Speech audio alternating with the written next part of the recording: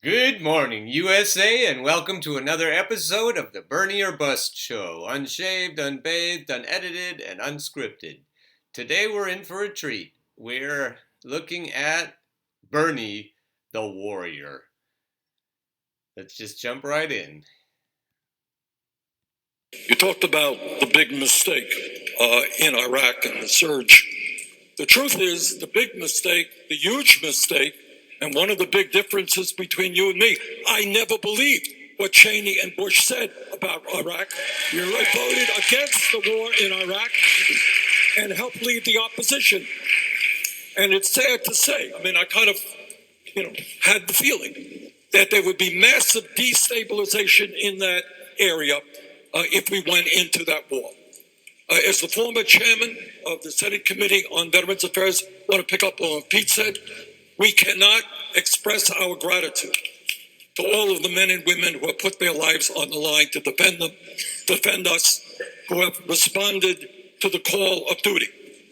But I think also I am the only person up here to have voted against all three of Trump's military budgets. I don't think we have to spend $750 billion a year on the military when we don't even know who our enemy is. Do you think he was aiming at Elizabeth there a little bit? You think? He might have been. I'm the only one, Elizabeth. That was awesome.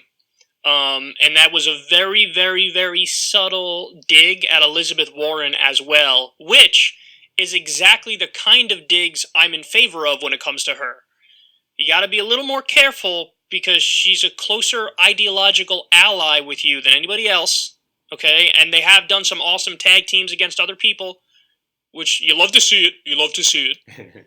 But you still have to make distinctions between you and her, and that's a really, really, really powerful one that he made without even, rubbing it in. But he's like, I'm the only one up here, man. I'm the only one up here. Yep, I'm the only one. Speaking of ideological allies, what about the crew? Will AOC endorse Bernie? I should have said, what about the squad? The crew speculates about AOC. They also should speculate on the rest of the squad. If you're a close ideological ally with Bernie Sanders, as Elizabeth Warren keeps saying she is, why wouldn't you endorse Bernie as soon as he announces? AOC isn't going to run this time, obviously, but because she's too young. But why wouldn't she then endorse Bernie? Why would she compliment Elizabeth on her debating? Why would she just be hanging around? And you have to wonder, well, why did Elizabeth hang around? Elizabeth wanted to curry favor with Hillary. With whom does AOC want to curry favor? Is she playing both sides against the middle? Is she expecting that Bernie isn't going to ascend? And that's a bad way to bet. Even if you're right, I wouldn't want to hedge that way because then you end up on the side of evil. Now, here's an interesting thought about evil. This is Richard Romine, and he's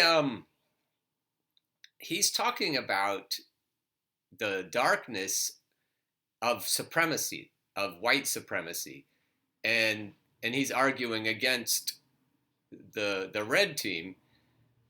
Let's hear what he says about the red team first. Hello, darkness, my old friend. I've come to talk with you again. So begins Simon and Garfunkel's The Sound of Silence. In the past, we have been cowed by the intensity and anger of the supremacists, corporate, white, and religious. I'm glad he said corporate. Their noise and fury. And what has been mostly a civil society, not perfect, of course, but mostly civil, they are the voice of radicalism. They threaten violence, use violence and intimidation as tools and tactics. Simply by looking, it is easy to see that they have used the same tactics that the Nazis and other authoritarians have used to seize power. And yet they tell us that we are the radicals. They have become, as the 69 song prophesied, the sound of silence. They talk without speaking. They hear without listening. And we write songs but are afraid to sing them because no one dares to disturb the supremacist sound of silence.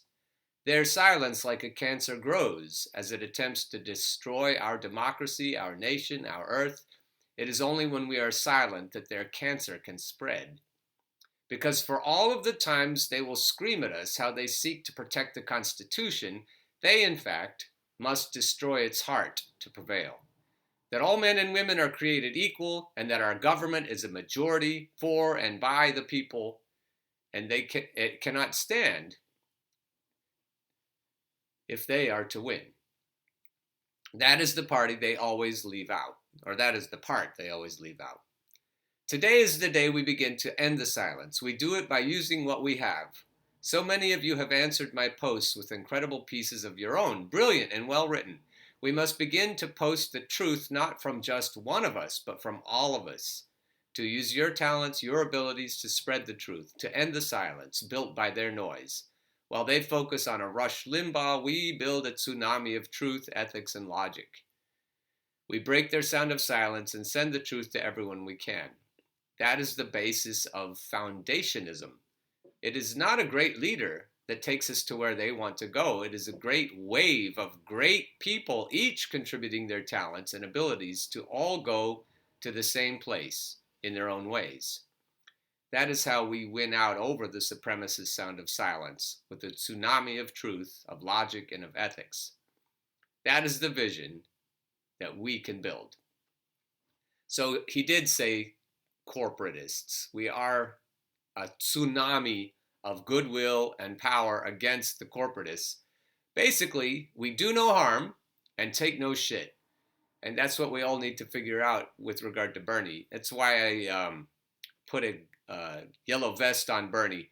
We all need to have our yellow vests on if they screw Bernie in the primaries. We all need to be ready to put our vests on and to wade into the streets and to start shaking our fists and waving our fingers. We need to do whatever we need to do to make it clear that we aren't going to have the sound of silence.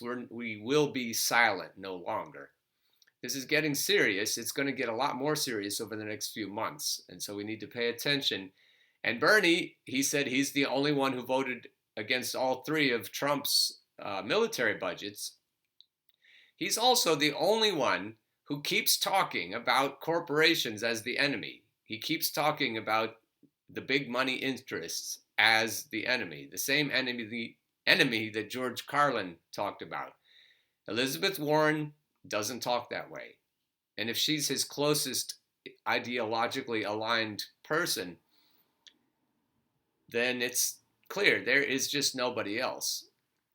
They seem to have, with help of the Kives and the other talent agency execs, they seem to have pushed Tulsi out of the way this time. But she's still not even 40 years old yet, so I hope she lives to fight another election cycle. So without her, if she has fallen by the wayside, then there's only Bernie, and we have to get behind him, and we have to keep fighting until the end. And then we'll be the champions. We'll bring in Queen maybe next time. I hope you have a great rest of your Sunday and keep on burning.